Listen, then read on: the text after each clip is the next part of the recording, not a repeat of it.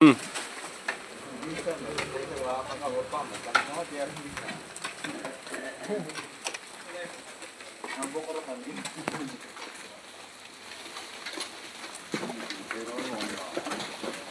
Ay, hindi nakaaram. Simple lang yan.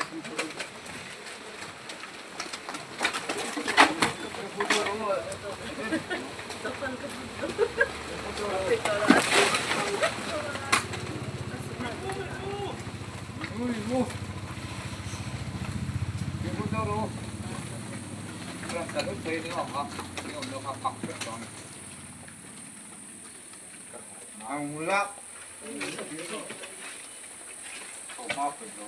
No, it's not the stone.